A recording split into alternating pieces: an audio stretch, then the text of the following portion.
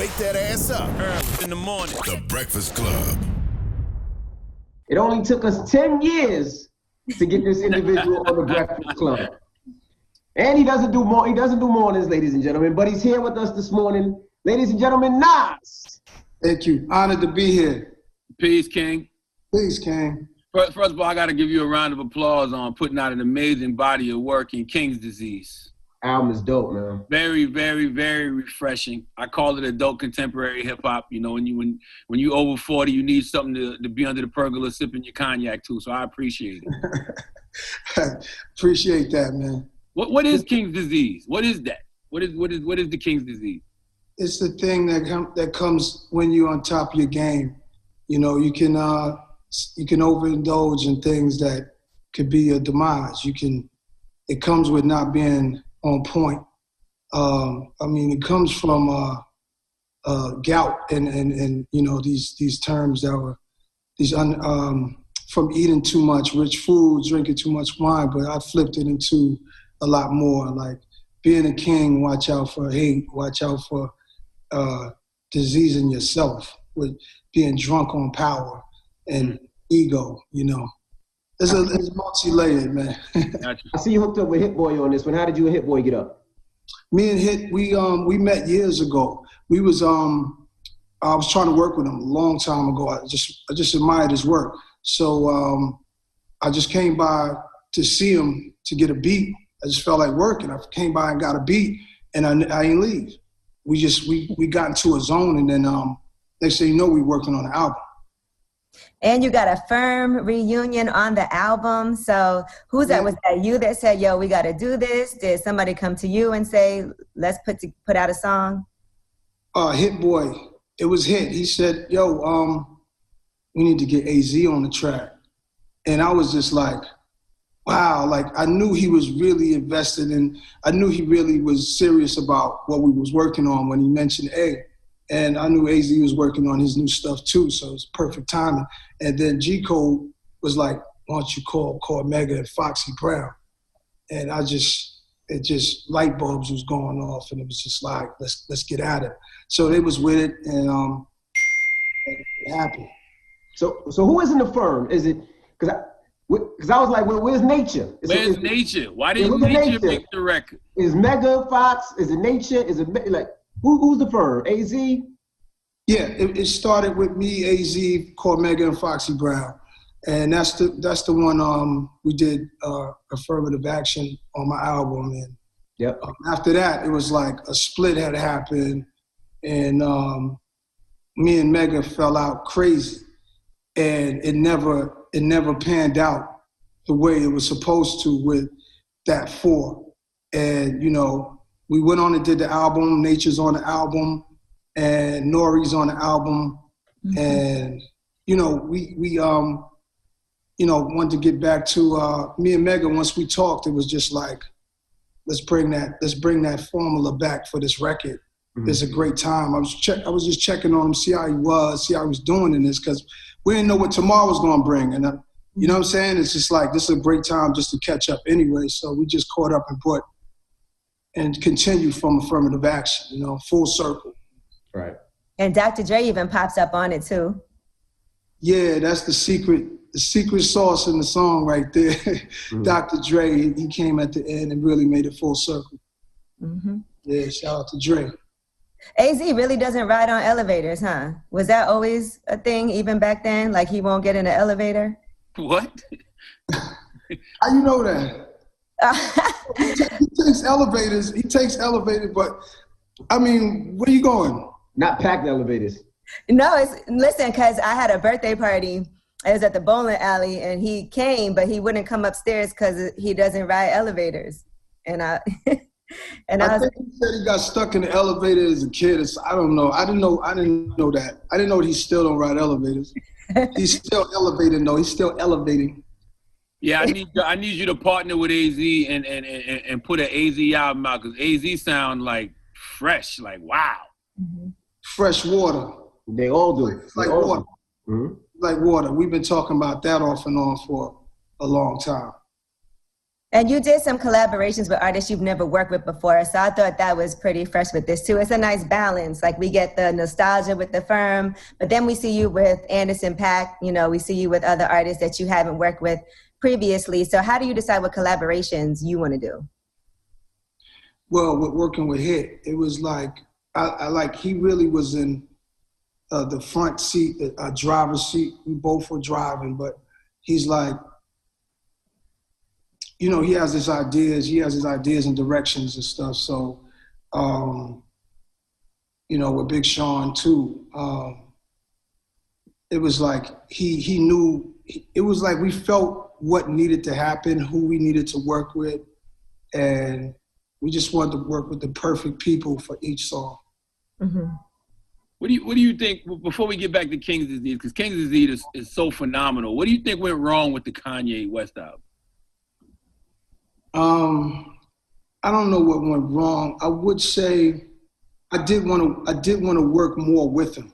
I did. We spent some time there, but I mean, I was working on ideas. He would give me like a few loops, and I would write to them, but they wasn't finished. And I was just trying to, you know, he was working on a lot. He had Cudi, Tiana Taylor. He had his album, and I was the only one coming in starting fresh. So I got the less time with him. You know, we really did that album like that week that it was supposed to come out.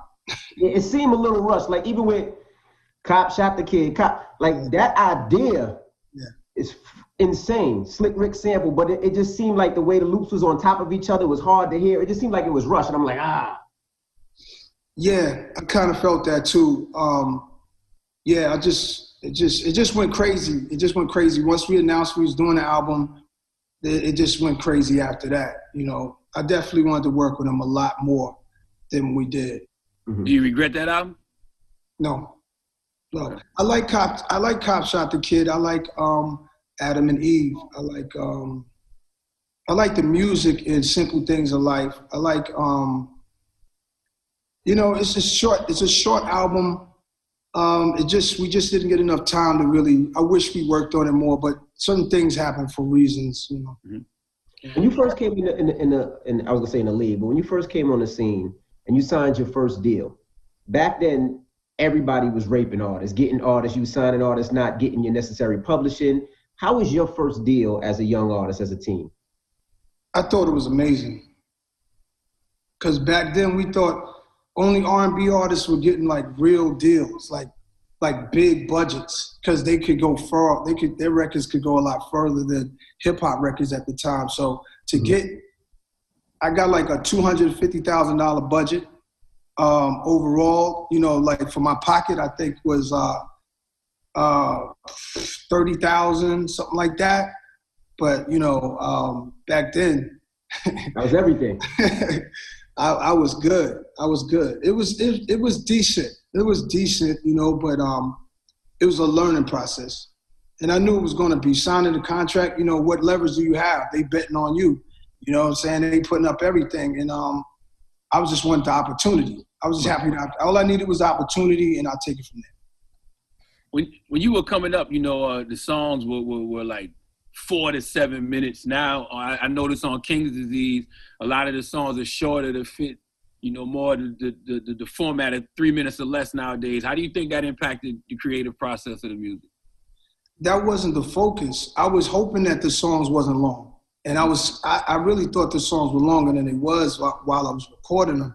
And then at the end, Hit's like, nah, we good, we right here. And I'm like, wow, the songs are not, they're right as long as, I don't need that much time to get my thing off no more. I think I know how to say what I need to say now, and just the right way. So I don't need that much time no more. You feel like you celebrate life a lot more now than you did when you were younger. I feel like you weren't that big on wanting to do interviews or talk about your personal life, but now it feels like you're in a good space. Like it's been, like you said, 27 summers since Illmatic even came out. And now you've got your venture capitalism going on. You have restaurants. He celebrated. He was partying back in the day. You could catch Nas in any club in New York City back in the day. But it feel a little different now. It feel like a more... I don't know, grown, mature type of celebration because it feels real stable for you, just with everything going on. So I woke up and I said, I made it. Oh, I gotta be proud of this. You know, you wake up, you run for so long that you don't have time to stop and look around and, you're just running and, then you get to a point in your life where you're like, okay, I can settle down and kind of chill and like, all right, let's talk about it. Let's talk about this, Yeah, I think I'm happy. Considering all the times that we're in, I think I'm at a strong place.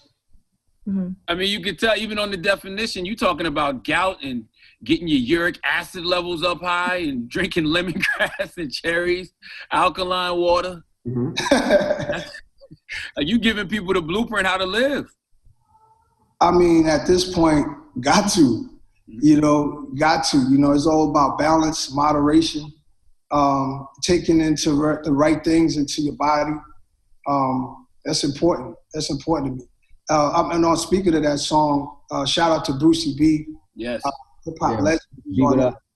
So happy to have him on the record. And a record I talk about a lot of things, including somebody who I say is cool with me, Gayle King. And I think she's a bright light, but there was things that had happened that made me a little upset, and it made me just open up and say things that that I think we could bring, that could push us all into a better place if we just talk about it. But it's all love. That was a very barbershop moment, though. What the fuck is up with Gayle King? That was but you asked some good questions. What it was. It was natural. I didn't plan that. I didn't know what was going to happen. It just came out. But, I know she means well. But I know what that's like to be accused of some bullshit. So, that's it. But, on another note, on the health side of that same song, I had a friend who had King's disease too. I knew about two, 3 people that had this thing, and it's about your diet. You know what I'm saying? Taking care of yourself. So on the definition, I wanted to end it with that. Like, take care of self. You had a good line on that song too, even after the Gayle King thing, when you talk about journalism or internalism. Like, what's the difference to you? I mean, it's sort of like what you guys do. It is what you guys do. You guys do great journalism. I'm not just saying that because we hear everybody knows that about you guys. You guys are the ones. So it's like there's a side of it where there's an integrity part, but there's also a side of it where you have to do great journalism. And it's like, which part of it, you guys got a hard job. It's like, what part of it do you throw everything out the window or what part of it do you carry yourself in there with some integrity and do it like the greats did it? You know what I mean? Mm-hmm. But I always wanted to ask, one thing that always impressed me about you, Nas, was your investments and investments you did. I think it was like 2008, 2009, 2010, when you were beefing with everybody. The one thing they was like, oh, Nas is broke. Nas ain't got no money. Nas owes the IRS. He's having financial problems. And then all of a sudden, like clockwork, you just started seeing all these investments start popping out the woodworks. Like, Nas invested in this, Nas invested in this, Nas invested in that. So how did you get the mind frame to start becoming an investor the way that you did? Because it wasn't something small. Like, when you came out the gate, you came out with some big investments.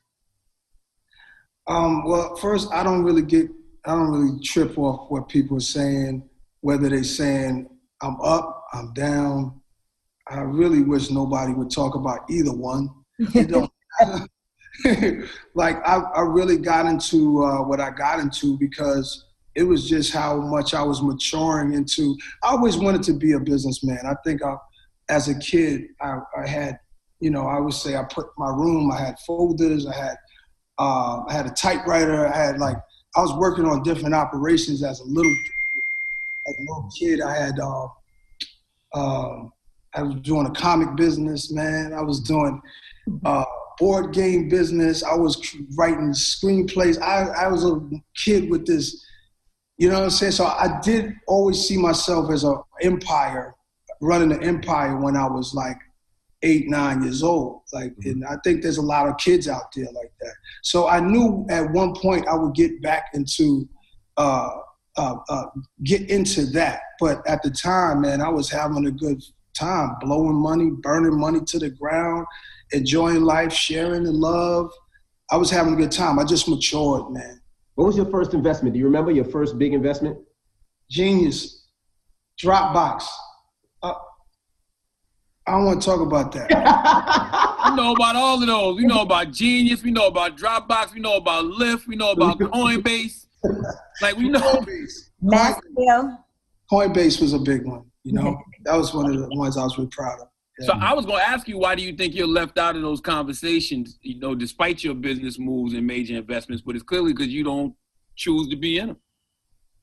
That part. What are you scared of? Who are you scared of? The IRS? What are you scared of? You don't fear nothing. Uh-huh. The bottom line is, like, it doesn't, that's never been my thing. That's too much attention. Mm-hmm. I'm already on the stage. It's just, I'm not good at all that. I'm not in it for that. I mean, no knock to nobody. I love everybody doing what they do, but why does my business gotta be out there? I'd rather just do what I do, you know? That's just me. Nas don't like attention. That's what I'm saying. He just be wanting to be low key, do his music. But that's somebody, you want to call BS on that. I know people call BS on it. It is what it is. You know, as a matter of fact, you had a fur coat on with a QB chain on a roof with Diddy. How you didn't like attention? On the bodega roof. Barbershop vibes. I want you to talk about it on the block. I talk for the block, man. Come on, that's hip hop. Now, Envy has told us, and I'm glad that we have you here to clear this up. Oh, boy. You had an issue with him telling a story about an interaction that he had where you allegedly had to approach him. He didn't pull out allegedly. He pulled out a gun on me. It's alleged because we had... damn alleged. It was me. I was like 19 I don't know years if I old. believe you, Envy. I was in the back of Jamaica Avenue. I went up to Nas with my book bag. I said, I got something for you in my bag. He said, what you got for me? When I went in the bag to pull out a mixtape, Nas had a gun. And I was like, it's just a mixtape. He's like, don't do that. You know how the streets are. And he got in his GS and he took off. That was real. There was no allegedly. He did it. That was before Bodyguard. That was before before I was used to people recognizing me. That happened a couple of times, and that definitely happened with DJ Envy. I didn't know you at the time. It's Jamaica Queens. You know how volatile Jamaica Queens is, you know. So, love, man, love. Nas, I want you to know that's the first DJ Envy war story that has ever been confirmed on the Breakfast Club. All his other street war stories don't be adding up. He's the only person there. You the first person to confirm one. Damn, Envy, why'd you have to say anything? Listen, I feel like on King's Disease, Black women were a real muse for this album. Am I right? Yes, sir.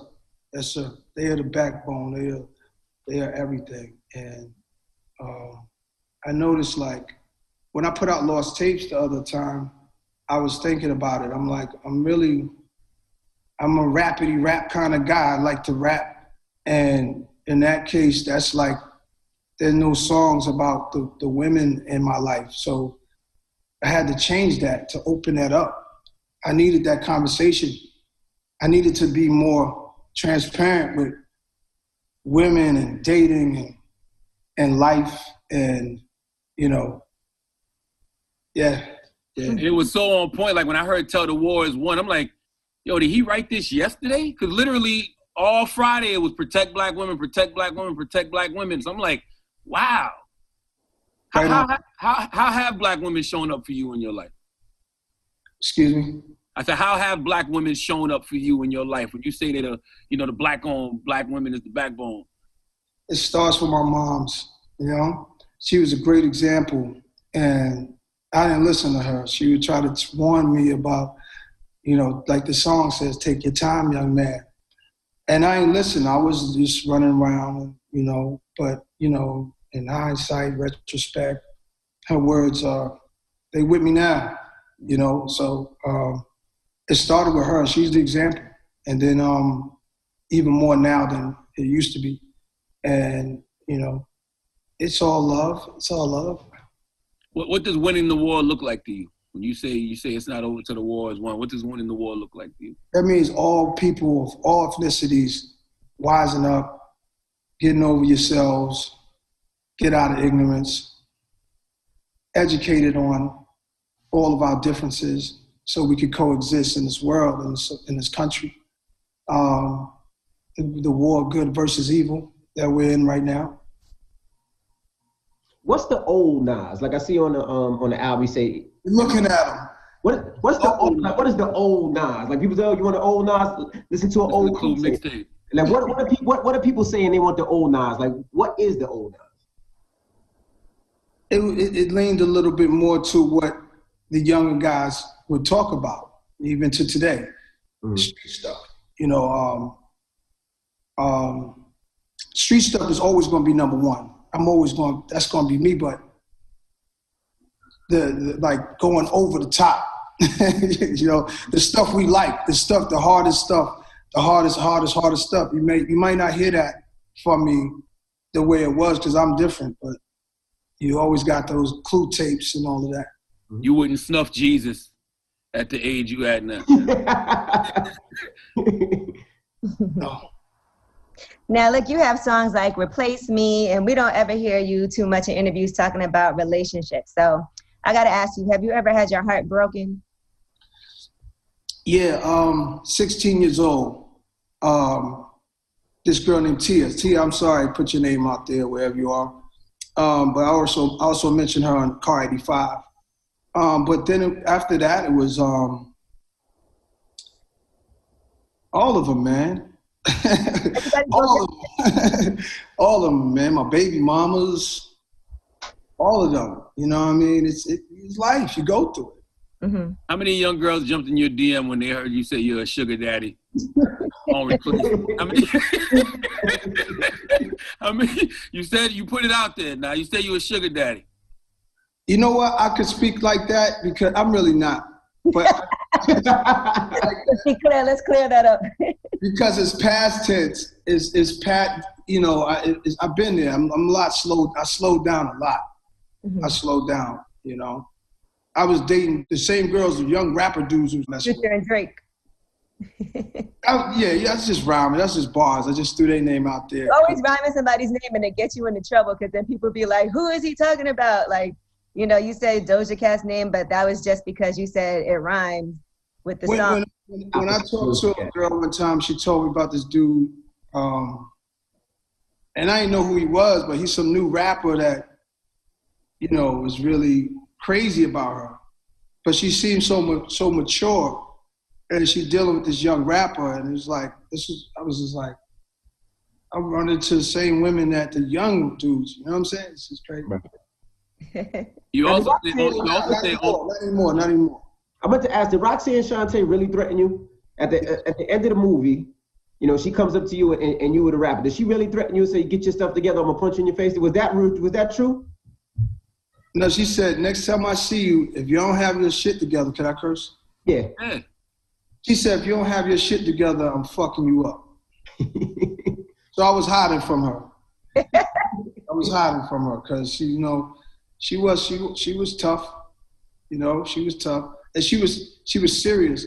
And that showed me how serious the game is.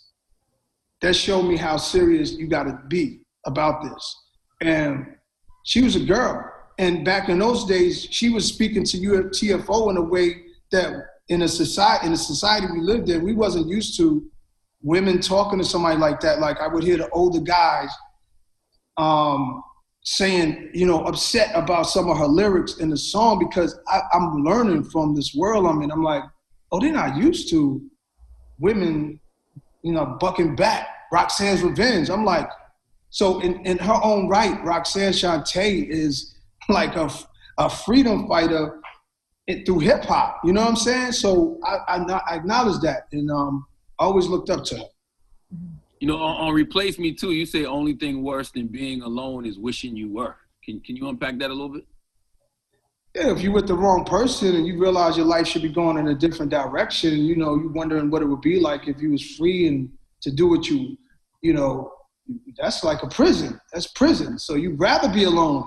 You know what I'm saying? If you're alone and you're happy because, you know, then you're good. But if you're with somebody and you wish you was alone, that's worse.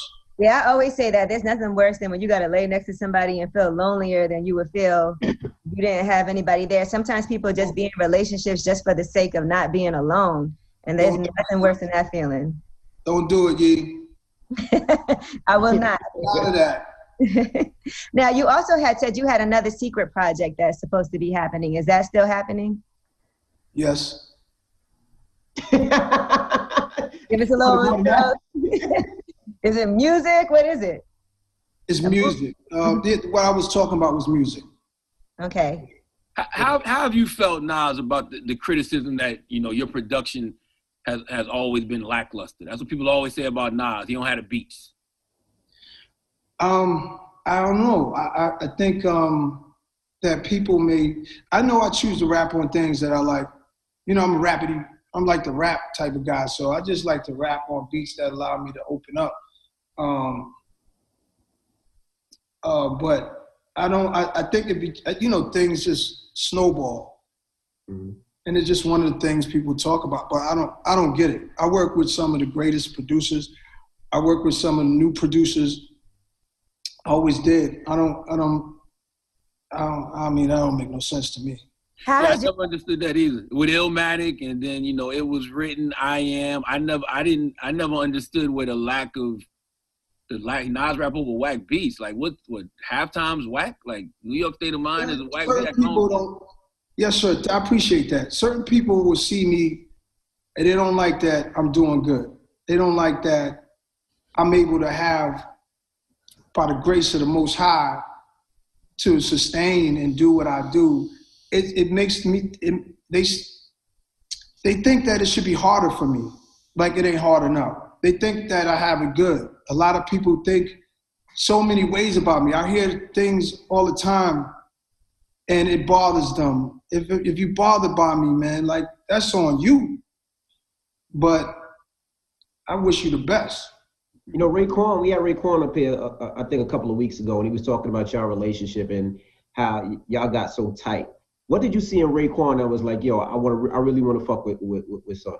Myself.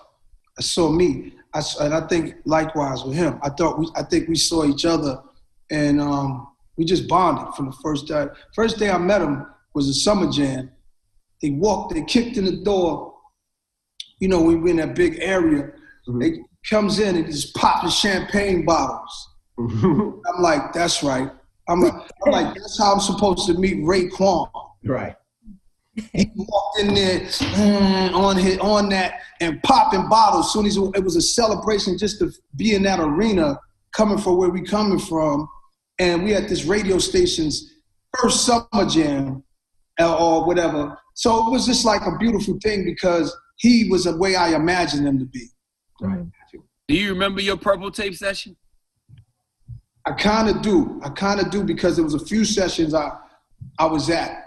And it was late night Staten Island studio vibes. It was in somebody's crib, if I'm not mistaken. It felt like, you know, the real thing. Cause that's one of the greatest that is to me one of the greatest hip hop verses ever spit. Like I love the intros to records, right? Like who sets the song off? And when you come on through the lights, cameras, and actions, glamour, glitters, and gold, I unfold the scroll, plant seeds, the stampede, the globe. Like those are different bars right there. Thank you, man. Yeah. To rap with Rayquan and Ghostface, you know, if you wasn't coming for it, you didn't even belong there. So shout out to Rayquan and Ghost, some of the greatest lyricists that ever got involved with this thing, man. The Purple Tape is a super monumental thing. Happy 25th anniversary to the Rayquan Cuban Links album. I'm honored to be on that, man. With so many artists that, you know, you always had, where the artists loved you and then they disliked you for a little bit and then they loved you again. Was it because it's one of those things where you're not the type of person that's going to go all out to people's parties? Because we can go from whether it was Prodigy, whether it was Nori, Mega, I think even Inga for a little bit, Hove. Like there's so many artists that you came up with that y'all was super tight and then y'all stopped fucking with each other for a while. Why was that? I'm a nice guy. I don't get it. I think I'm a nice guy. And maybe because you're not so accessible, like they want you to do things and the biggest you're not. That was the biggest part. And you know, we're young. We was young, and we didn't know. You know, we didn't know, because there's love for all of them. You know, they got love for me today. We're great today. Everybody, we're great. We just all had to grow up. You know, and I think they understand me, man. You know, Nori's like, yo, do you know what's going on out there? Do you even know? I'll be like, Nori, I know about this. He's like, yo, do you know, man? You sure, man? Because dudes be thinking that you just on some other planet somewhere. I'm like, bro, I'm right here. You know, so he knows that. You know, we talk all the time. But yeah, for years and years, I think people were trying to. I've never changed. I've always been the same way. You know, and I think people realize it's not an act. You know what I'm saying? So, what is your writing process like? Because, you know, some artists will be like, oh, I went in, I wrote a song in 5 minutes. I didn't even have to write the lyrics down. But what's your writing process? Because obviously yours are a lot more complex than that. And I would also assume that you just don't go in the studio and knock songs out like that, like some artists do. Where Hit changed that. He was more, say that. Yo, I say, what do you think about this? Oh, that's fire, say that. We'll have a conversation and we're talking about something. He go, oh, nah. And I go, it sounds like a bar. Yeah, say that. Mike is right there, say that. No, I like that. And it kind of like pushed me in the confidence side. And it was like, there is no mistakes. You say what you want to say, there is no mistakes. And that freedom, I was able to just, everything I said to him was like, that's good. And I'm overcritical, and I didn't have to do that. So I didn't have to write it. It wrote itself. It just came out. Some of the things I had, like notes that I had in my phone, and I was able to, oh, this goes with this goes with that. But it was a lot of it was Hit pushing me like, no, I like that, say that. Do you know, Envy brought up the fact that you've had issues with other artists. Do you think JayZ releases projects on your album, release dates on purpose? That's what everybody says every time. I saw 50 say that to Wu Kid. I see a little meme going around. No, I think maybe there's an energy that we both have where we feel like we work around the same time, and then the time. They said Stillmatic came out December 18th. They said Jay released Unplugged. Then they said Street Disciple November 30th. Then Collision Course. Nas's Greatest Hits, American Gangster. Nasir, Everything Is Love. The Lost Tapes, Beyonce, JayZ, Lion King. And that's where it got stupid with the Lion King soundtrack. The Lion King soundtrack is when it gets kind of stupid. And then recently was The Entrepreneur. Well, what's Collision Course? That's an album? The Linkin Park joint, yeah. Oh, word. Yo, bro, that's a hell of that's some coincidence for you. You know, I mean, I don't know about that. I think things just happen. It's just synergy, man, you know. You know, Jay would know. Jay would know better than me. Mm-hmm. Now, this album wasn't on Def Jam, right? This album was on your own Mass Appeal. Are you off Def Jam and you only on Mass Appeal now? Yeah, I'm only on Mass Appeal, man. It's about, it's a couple of years old, and I'm still dusting off, you know, still getting it right. And, but I'm so happy to be at a thriving company and that we built from the ground up. The record company, we built that from the ground up, man. And we got Dave East, man. We got some dope artists that we partner with. Dave East, shout out to Dave East. Karma 3 is in stores. Well, ain't no stores, but that's a crazy album. Pick that up. Yeah, so Mass Appeal, we're growing every day, and this is a beautiful thing to have this record after being on Sony, Def Jam. You know, worked with Interscope, Dr. Dre for the Firm album, working with all these different labels, and now to have my own. That's what we're supposed to be now, though. Right. You know? You still credit Steve Stout a lot, too. I heard you shout him out on the album when you shouted out like Davies and your other partners. What's your relationship with Stout? It's incredible. You know, I've known him for decades, and you know, he's a great He's a great dude. He keeps me on my toes. I'll say that. He's one of the few people that's, you know, keeps me on my toes and pushes me. And even though we don't work together, it's still like we do. It's like beyond work. How do you like? Did you ever feel a way? Oh, I'm sorry.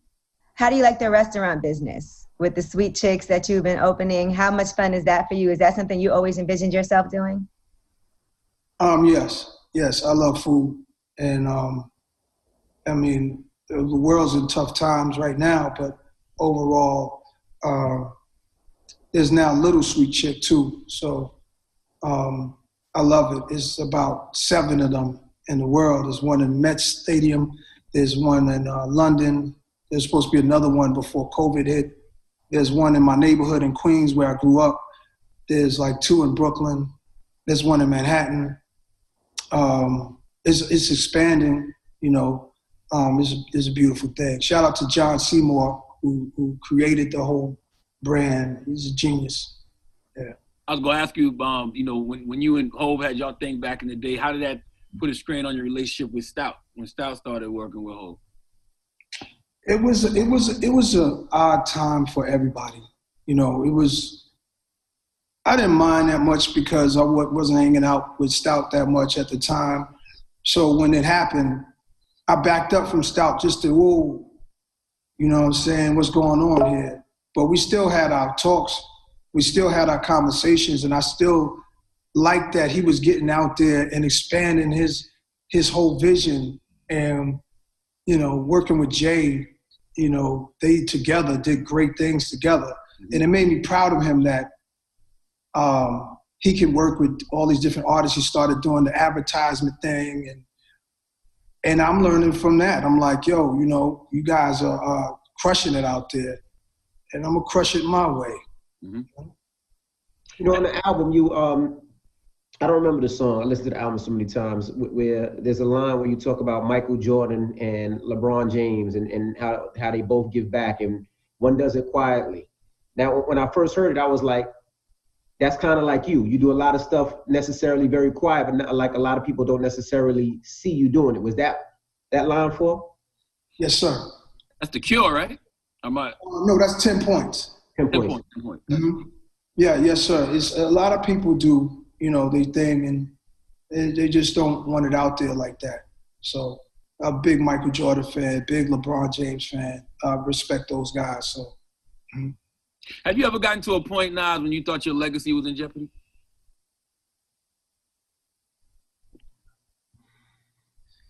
I'm sure somewhere I did. But then I didn't spend too much time on just thinking about rap. You know, I had a life to live. So I'm like, so be it. Whichever way it's gonna go, I did my best. So I can't drive myself crazy. You know what I'm saying? Let me get to these Pampers and drive this kid to school and live life, you know? Oh, so this was later on. This was like after Stillmatic and all that? Yeah, hell yeah. Oh, wow. I thought it would have been before. Nah, Charlotte, the first time I thought about that was after my first album. I'm like, yo, now am I going to continue going? And am I going to mess up the sophomore jinx? If your second album is going to be garbage, they used to say that back then. And a lot of people don't make it past their second albums back then. So I was concerned more then in the beginning. And then later on, it was like, okay, I'm getting older. How am I going to bow out gracefully? How am I going to leave this thing alone? These kids are now doing these great things. But then that thing in you that fan in you that just keeps burning, you know what I mean? You're like, oh, I got to do a record. You know what I mean? Mm-hmm. So listen, what about your acting job in Belly? Did you ever look at that and be like, you know what, man? They're going to use this against me. Because you bought, and Blue Bins, you got Louis Rankin on Blue Bins, you know what I'm saying? You included the scene from Belly. Classic movie, by the way. You said what? Classic movie. Life's His Movie? I said classic movie. Classic. Yo, Belly, shout out to Louis Rankin. Rest in peace, Louis Rankin. Rest in peace, Louis Rankin. He was a wild dude, man. That dude. How do you feel about your acting job in Belly is the question, Nas. I thought it was good. You didn't like it, Charlamagne? I'm asking Nas. I ain't talking to you. Yeah, but you didn't like it? I liked it. But you didn't do much more acting after that, though. But you know what? Hype Williams would get me between scenes and like, yo, dog, you got to pick it up, man. You got to pick it up. Yo, dog, man, they not feeling you, dog. You got to pick it up. And I'm like, I'm trying. That's the way I smile. That's the way I'm trying. He's like, yo, man, I don't know, man. You know, like, if you don't pick it up. He was on me. He was on me, and I was mad. I was like, he ain't bothering nobody else. You know what I'm saying? He's just on me. And I was just like, damn. So I was thinking about that while I was doing it, but I just had to be me. I just had to do it my way. That's very nonchalant moments. Like when you walk out, like, too laid back. I got shot. T, I got shot. I never thought this would happen. And then, like, yo, let's just go to Africa, T. Let's just go. Nah, I'm smooth, man. Like Billy D, man. I was trying to get my Billy D swag going, man. You know? Did you want to do more movies for real after that, though? Or? A little bit. I like how Hype put together all the artists to be actors. So I knew going into the movie game, you're gonna be with actors. And I don't know if I was cut out for that. I tried. I did some auditions. I did all of that back then. I had an agent that was pushing me to do all kinds of crazy auditions for movies that I probably would have turned down if I got the part. But I wanted to have that experience to see what that's like. And I really didn't see that for me. No. You are so laid back. I gotta ask, do you have a bad temper when you are getting an argument, when you're in a relationship? Are you the type of person that says things that you regret later, or do you just not say nothing and leave? He pulled the gun on me, man, smooth. He wasn't aggressive when he pulled the gun on me. Yeah, you guys weren't in a relationship. Relax. This question's not for you. Relationships, I lose them. What's the argument like with Nas? I don't argue, and that's how I lose a relationship. You don't fight for it. I don't argue. I don't believe in it. I feel like we can have conversations, agree to disagree, but it should be we're talking to get to a solution, or just to agree to not agree and just move on. But I'm not going to argue, and that cost me some real things I thought had potential. What does that mean? You just like never called him back again, and that's it? They don't call me back because they think I don't care. Or that's what I heard before. Or I must be with somebody else if I'm not spending that much time with them. But then there's people I met who understand. You know, it's all about meeting somebody that understands you, likes you for who you are, wants you to be who you are, not be in competition with you, not think that, you know, they got to impress you all the time and stuff, you know, just keep it smooth. I do a lot of therapy. I go to therapy a lot, and you got that line on To the Wars one where you say we need each other. With bad tempers, we defeat each other. That sounds like some I've sat down with a therapist talk. You ever sat down with a therapist? One time, I saw this lady one time, and she recognized me, and we were speaking, and she handed me a card, and she gave me a free consultation. What's it called? Consultation. Nas, you did not need a free consultation. I just want to put that out there. No, but she said just to show me that, to get into it and see if I like it or not, if she was nice enough to say the first one would be free, just to see if I liked it, and she thought I would. And she was right, and I did like it, but I never went back. But I would recommend it for some of the smartest people I know have therapists. Has your daughter Destiny brought any guys home to meet you yet? Like, this is my boyfriend, and yeah, she did. Did you pull a gun on him like you did Envy? You didn't pull a gun on him. Stop it. That was a long time ago. Long time ago. No, the brother's a good brother. Cool and everything. I'm gonna say that has to be intimidating for Destiny. Like, you gotta meet my dad. Yeah, but I think she knows, you know, if they good, that we're gonna be good. I'm easy. You know, I seen a picture the other day where it was you, Quavo, Swiss, Travis Scott, and Puff. In Malibu. Is that a video? Y'all working on something? Y'all hanging? Y'all chilling? When I see y'all brothers together, it seems like that's some big money talk. Oh, nah, Puff like inviting me over, man. Puff, come celebrate the album. Mm-hmm. Come down to Malibu.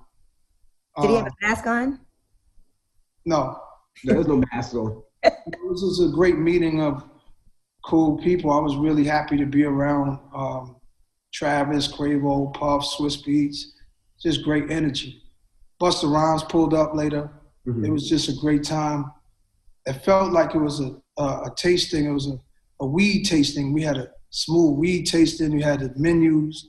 So it was a beautiful thing, man. You know, it makes me want to smoke again right now. I got nice before I talked to you guys, and you know that really got my weekend going to see those guys and enjoying conversation.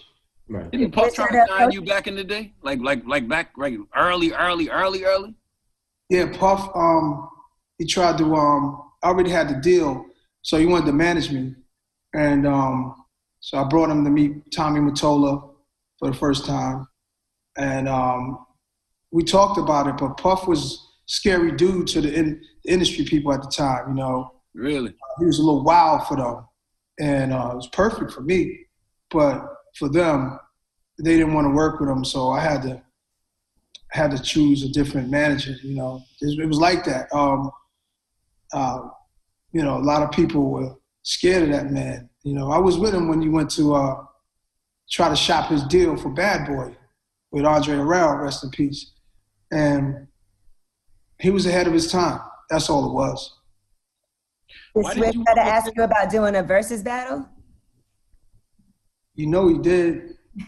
Who did he say you should do it with? You know who he said. Oh. So yeah, Swiss. Yeah. Who you got, Brandy or Monica, for the next one? I love them both.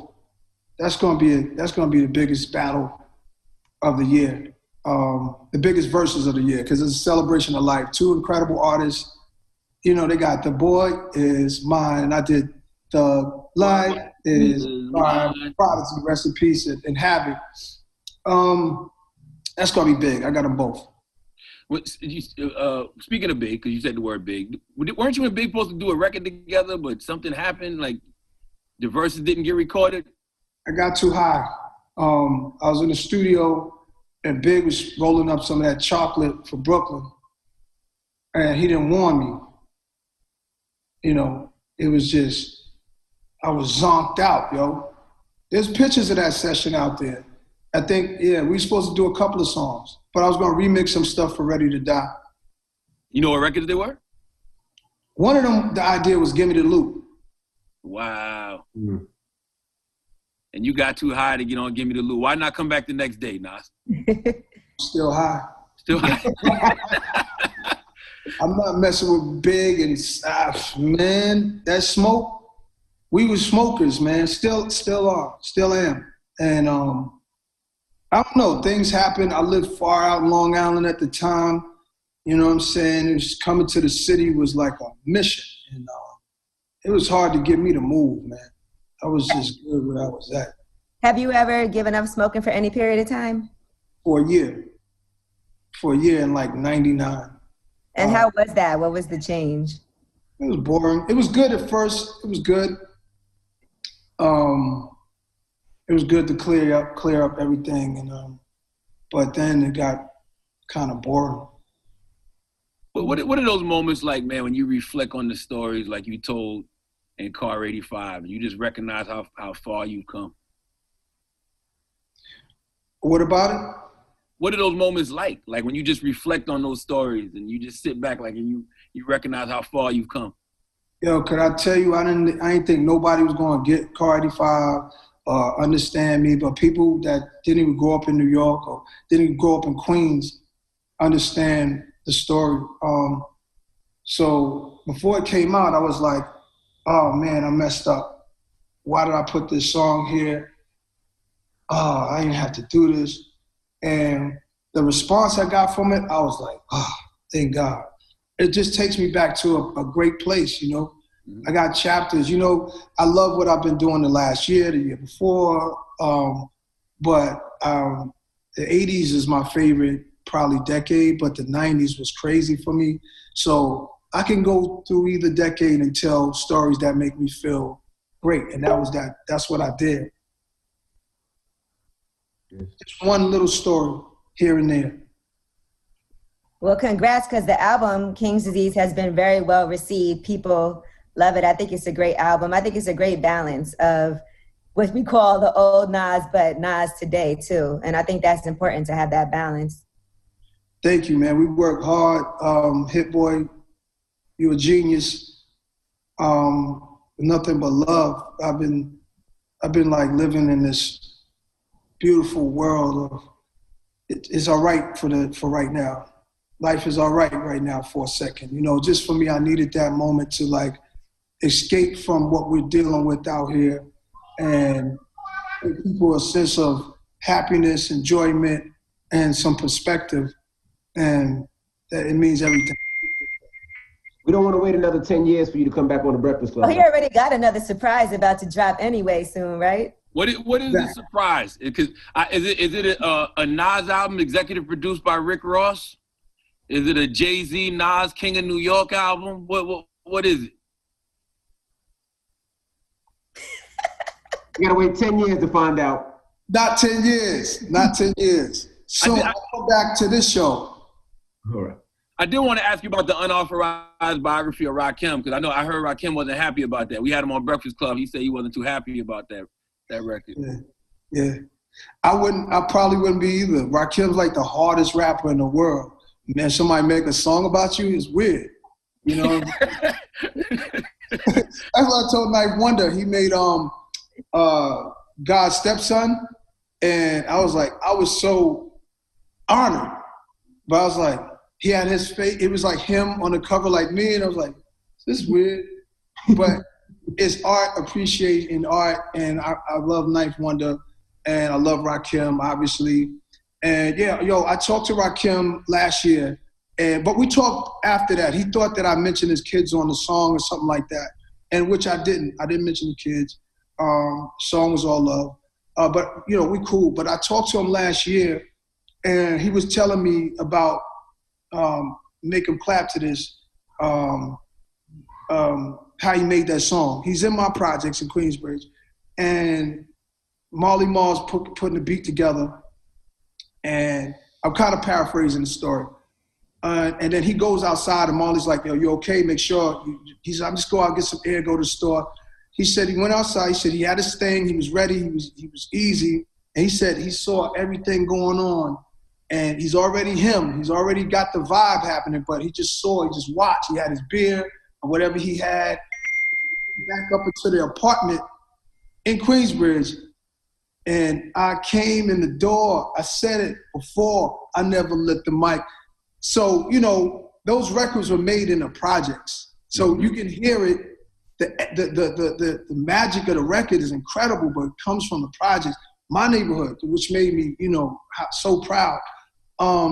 Just the history, I just like to learn about it, and I like to talk about it. So the book song was me kind of being a historian about one of my top ever.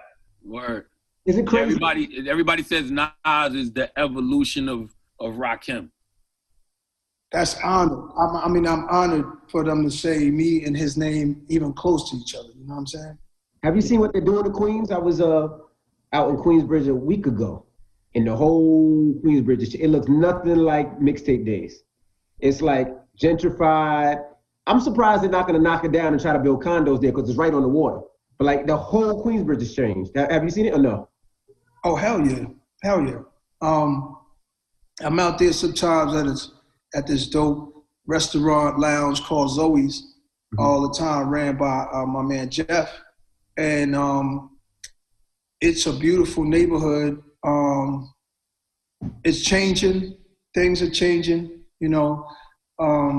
But, you know, more important than anything, I would love to see the violence come to an end. I would love to see a serious ceasefire in Queensbridge. All we got is us. I got a couple more questions for you. Out of your whole discography, what's your favorite body of work?